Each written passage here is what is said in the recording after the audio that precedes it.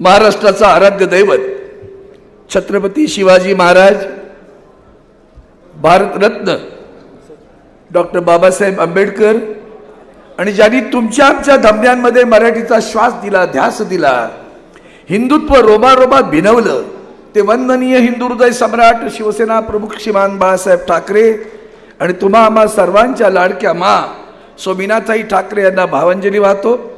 आणि आज 23 जानेवारी वंदनीय शिवसेना प्रमुखांचा जन्मदिवस। तुम्हा सर्वांच्या वतीनं वंदनीय शिवसेना प्रमुखांना अभिवादन करतो। आणि आज या महाशिबिरास उपस्थित किंबहुना ज्यांच्या मार्गदर्शनाचा किंवा मार्गदर्शनाची सारी दुनिया वाट पाहते, सारा महाराष्ट्र वाट पाहतोय, ते आदरणीय उद्धवजी ठाकरे साहेब, शिवसेनेचे नेते सन्माननीय सुभाष देसाई साहेब, दिवाकर रावतेजी, आदित्यजी ठाकरे, व्यासपीठावरील सर्व शिवसेनेचे नेते मंडळी उपस्थित।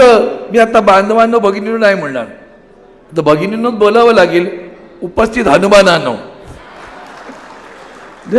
खरं सांगायचं तर राऊत साहेबांनी इतक्या काळी पातमध्ये जेवून ठेवले। तुम्ही शौर्य गाथा सांगितली, लढाऊ गाथा सांगितली, माझ्या मनात आलं तर मी काय रडगाथा काढणार की काय असं सहज विचार आला। खरं तर एक वेगळा विषय मला दिला, आणि तो विषय आहे सध्याच्या काळामध्ये जेव्हा आपण सर्वजण या सगळ्या शिबिरामध्ये बसलोय, तेव्हा आदरणीय उद्धवजींचं मार्गदर्शन असं होतं की विविध विषय मांडले पाहिजेत। आपण एकच विषय सगळ्यांनी बोलूया नको।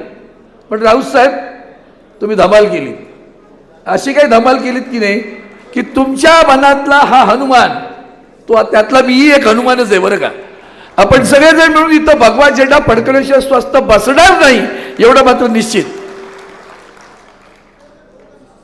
एकच सुरुवातीला सांगतो की आजकाल एक नवीन डायलॉग आहे, 75 साल में क्या हुआ, हा मोठा डायलॉग आहे। आदरणीय उद्धवजी ठाकरे साहेबांनी मला भारतीय कामगार सेनेचा अध्यक्ष केलं। खरं तर शिवसेनेच्या निर्मितीनंतर शिवसेनेची अधिकृत कोणती संघटना पहिली निर्माण झाली तर ती भारतीय कामगार सेना निर्माण झाली।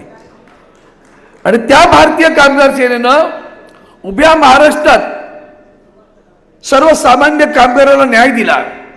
वंदनीय शिवसेना प्रमुखांची 2 मार्गदर्शक तत्व होती, हक्क मागताना कर्तव्याला विसरू नका आणि उद्योग जगला तर कामगार जगेल। पण आज आपण पाहतो की जी परिस्थिती देशामध्ये निर्माण झाली, थोडंसं विचारायचा सुद्धा इथं मंथन व्हायला हवं। आज जी परिस्थिती निर्माण झालेली आहे देशामध्ये, ती आपण पाहिलं तुमच्या लक्षात येईल।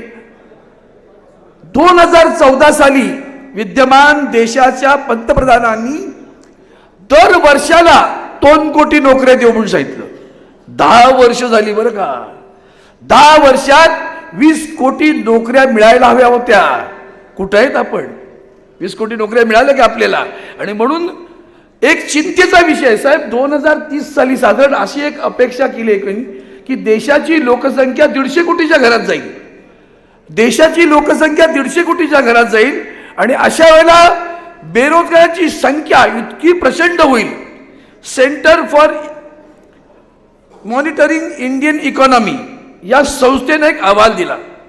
त्या संस्थेनं असं म्हटलं की गेल्या 2 वर्षात बेरोजगारी 7% 10.82% गेली। आता या सगळ्यामध्ये ग्रामीण बेरोजगारी 6.2% 10% गेली। का झालं असं? आपल्या प्रत्येक शेतकऱ्याला असं वाटतं, प्रत्येक शेतकऱ्याच्या कुटुंबाला असं वाटतं की माझा मुलगा नोकरीत असला पाहिजे, कारण त्याला शाश्वत पगाराची गरज आहे। अवकाळी पाऊस, दुष्काळ, पूर यामध्ये त्याचा संसार उद्ध्वस्त झालाय।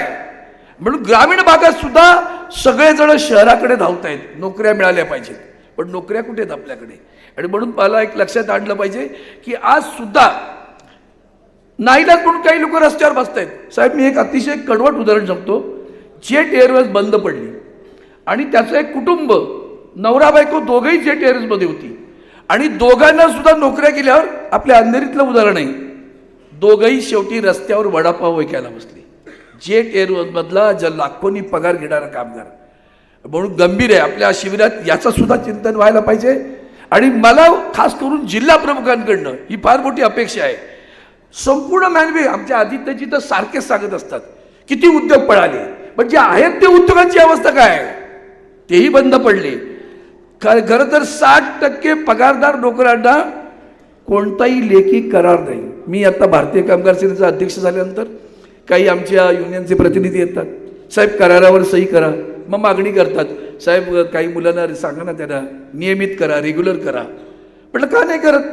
तेवढे साहेब 10 वर्ष झाली त्याला. मग मी म्हटलं त्या मुलाला बोलवलं, म्हटलं का रे बाबा तू 10 वर्ष नोकरी करतो? हो. मग तुला अपॉइंटमेंट लेटर मिळालंय का? तो म्हणतो अपॉइंटमेंट लेटर नाही मिळालं मला.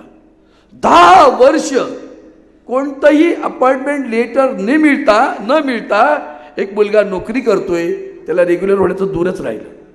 अशी भयावह परिस्थिती आहे. 47% कामगारांना भरपगारी रजा नाही, 54% कामगारांना सामाजिक सुरक्षा नाही.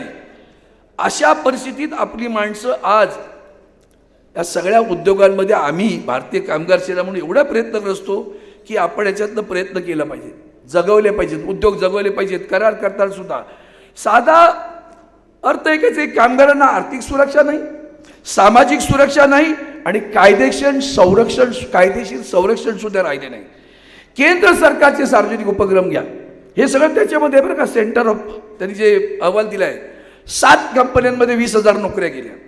BSNL मध्ये 1.8 लाख नोकऱ्या गेल्या. स्टील अथॉरिटी MTL मध्ये 30,000 नोकऱ्या गेल्या. आणि या उपक्रमांमध्ये आता कंत्राटी पद्धत सुरू आहे. सगळेजण टेम्पररी. म्हणजे माझ्या ॲक्सिस बँकेची लोक आपल्याकडे आली होती, साहेब सगळेजण आमच्या नोकऱ्या पगारवाढ मिळत नाही. मी 10 वेळा त्यांच्याशी बसलो. वेंडरला दिले नसतं, वेंडर म्हणतो मी द्यायला तयार आहे, पण बँकेने मला दिलं पाहिजे ना वाढीव. बँक वाढीव द्यायला तयार नाही. ते काय करणार ती माणसं? 10 वर्ष पिळवणूक चालू आहे. 2 कोटी नोकऱ्या देणार बरं का आम्ही. ते 2 कोटी नोकऱ्या तर राहिलाच. मेक इन इंडिया आज खरं तर गुगल, ॲमेझॉन, इन्फोसिस ह्या सगळ्यांमध्ये नोकऱ्या गेल्या, कमी झाल्या.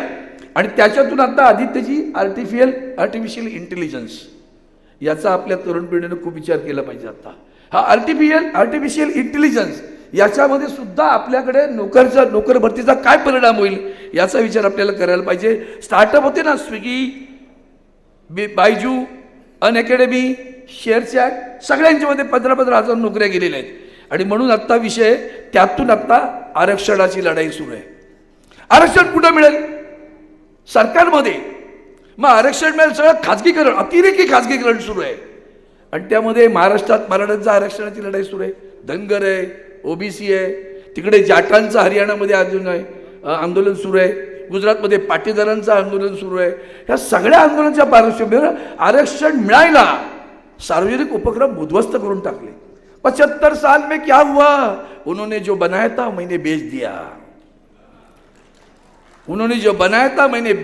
लोगों को बेरोजगार किया. बस एक अपू की गोली उनको दे दी, अपूची गोळी दिली, जय श्रीराम म्हणा किंवा आणखीन धर्माची गोळी दिली. बस तुम्ही विचारायचे नाहीत प्रश्न. महागाईचा प्रश्न विचारायचा नाही, बेरोजगारीचा प्रश्न विचारायचा नाही, महिलांच्या अत्याचाराचा प्रश्न विचारायचा नाही. तुम्ही कोणतेच प्रश्न विचारू नका. बेरोजगार डिग्र्या घेऊन रस्त्यात फिरतोय बरं का, भेंडोळी घेऊन. आणि म्हणून मी तुमच्यासमोर आज हा विषय मांडताना आणखीन त्यावर कडी काय केली, साहेब तुम्ही मला तुमच्या आशीर्वादाने मी मंत्री झालो. आणि मंत्री झाल्यानंतर कामगारांचे 29 कायदे क्लब करून 4 कायदे करायचं ठरलं. आणि ते कायदे मी वाचल्यावर मी सुदैवाने तुमचाच शिष्य असल्यामुळे धाडस होतं. कॅबिनेटमध्ये बोलण्याचं धाडस नाही बरं कोणाचं. त्यांनी आणले कायदे. म्हटलं मी हात वर केला, मोदी साहेब मला बोलायचं आहे. हा सावंतजी क्या कहना है, हे कायदे आणू नका, आधीच कामगार पिळवटला गेलाय, उद्ध्वस्त होईल. साहेब तुम्हाला अभिमान वाटेल, मी ऑब्जेक्शन घेतलं, कायदे थांबले. आणि सगळ्यात महत्त्वाचं तुम्ही मोठं काम केलं, तुम्ही मुख्यमंत्री होतात, केंद्रातले कायदे लागू करू दिले नाही. महाराष्ट्राला कोणी वाचवलं असेल तर आदरणीय उद्धवजी ठाकरे साहेबांनी वाचवलं. ते लागू करू दिले नाहीत. पण त्याच्यानंतर मी राजीनामा दिल्यानंतर ताबडतोब 2ऱ्या महिन्यात पास झालं गेलं, सगळे कायदे लागू करून टाकले. आणि म्हणून आता ह्या शिबिरामध्ये अतिशय चिंतनाचा विषय आहे. नोकऱ्या कशा आहेत? कॅज्युअल. नोकऱ्या कशा आहेत? कंत्राटी. नोकऱ्या कशा आहेत? Fix term.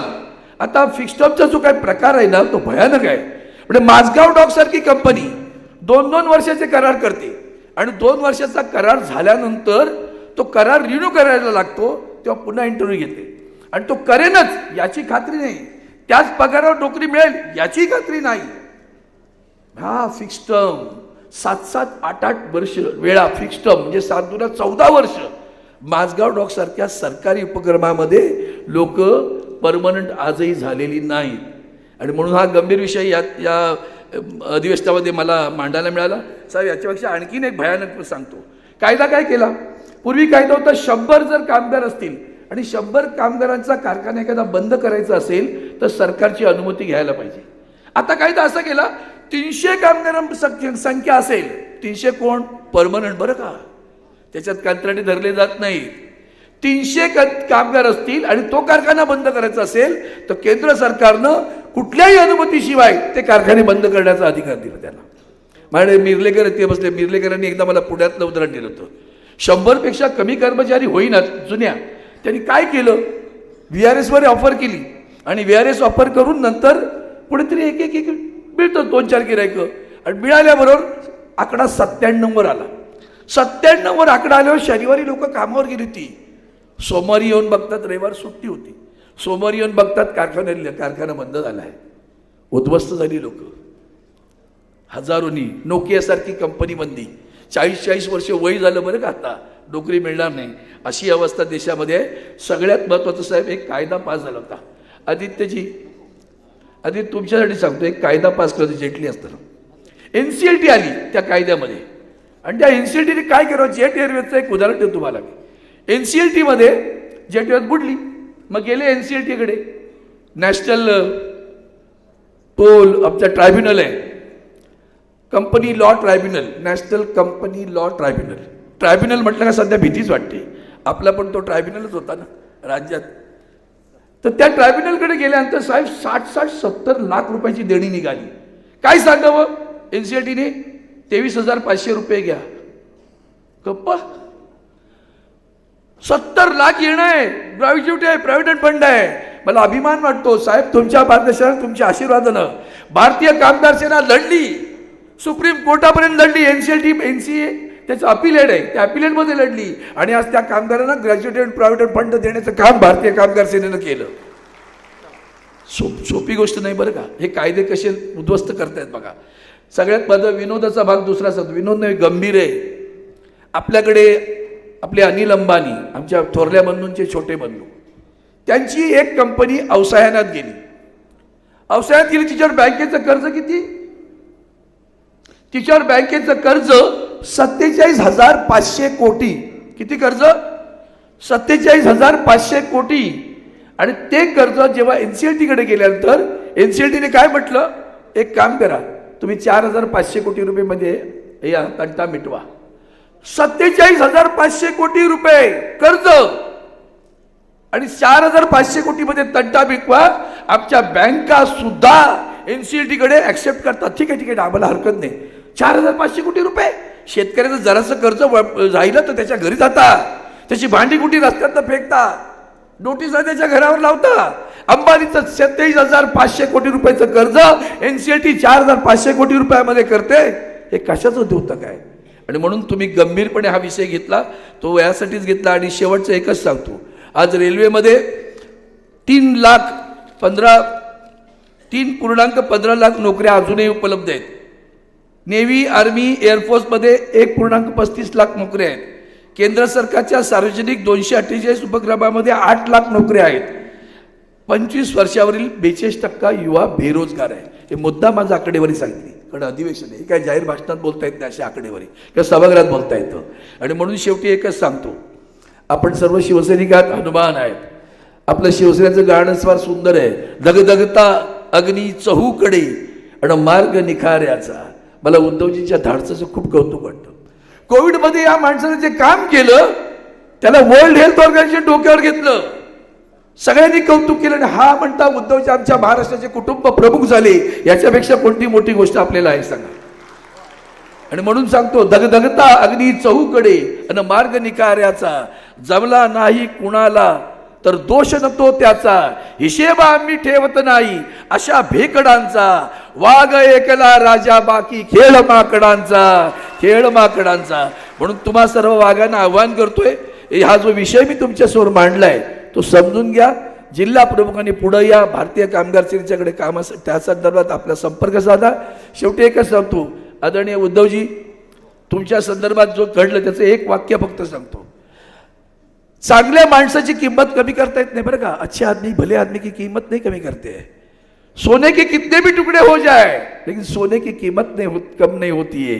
सोने जैसा आदमी हमारा नेता है, उसके कितने भी टुकड़े करो उसकी किंमत नहीं. पक्ष आमचा फोडताय, तुकडे करताय, कधीच किंमत कमी होणार नाही. आणि म्हणून आज या ठिकाणी हा जो विषय, गंभीर विषय मी या शिबिरात मांडलाय, त्याचं सगळ्यांनी गंभीरतेने घ्यावं आणि आपल्याला आपण हातात हात घालून, कारण देशातल्या शेतकऱ्यांसाठी केलेले कायदे, देशाच्या पंतप्रधानांना मी सभागृहात विनवणी केली, आपण जाऊन एकदा भेटा, नाही भेटली. शेवटी देशाची माफी मागावी लागली आणि कायदे घ्यावे लागलेत. उद्या कामगारांच्या बाबतीत सुद्धा अशाच एकत्र या आणि देशाच्या पंतप्रधानांना पुन्हा एकदा देशासमोर जाऊन माफी मागायला लागेल आणि सांगायला लागेल मी कामगारांचे कायदे मागे घेतोय. अशा प्रकारची आपण एकजुटीने काम करूया अशी शुभेच्छा देतो. आपली रजा घेतो. मला संधी दिल्याबद्दल आदरणीय पक्षप्रमुखांचे आभार मानतो.